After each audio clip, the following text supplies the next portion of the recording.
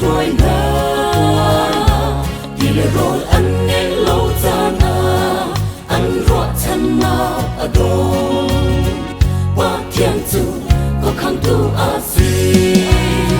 dễ hao và chỉ rẽ bất kiệt dù cần đầm na cần tròn na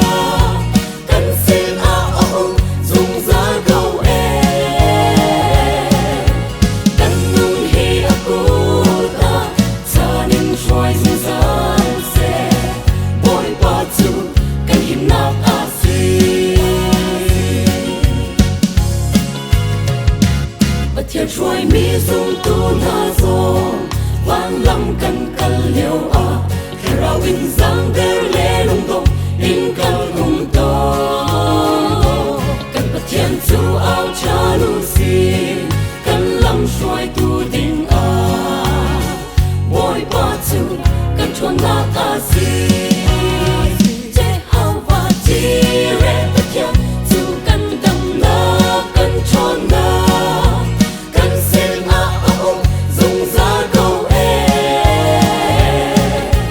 cần nung hi aku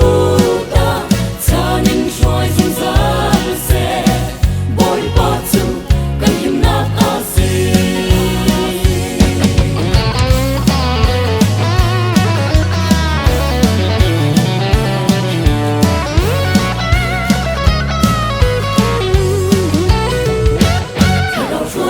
dung tu nung a đâu tình ra ăn tâm khi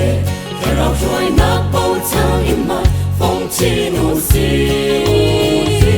cần bật thiên gia cần sung mi dây nắng bờ lâu bôi ba chu ra tay tu a si dễ hao và chỉ rẽ bất kiệt dù cần đầm na cần tròn na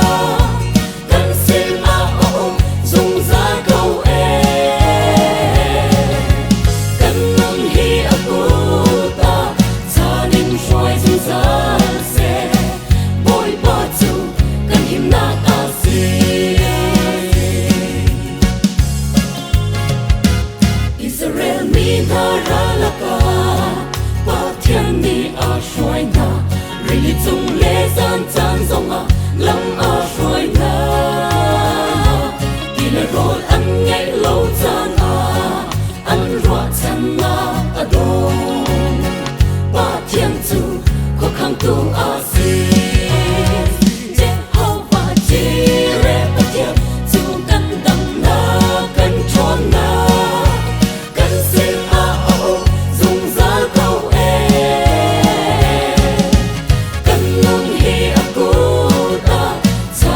xoay dư gian xe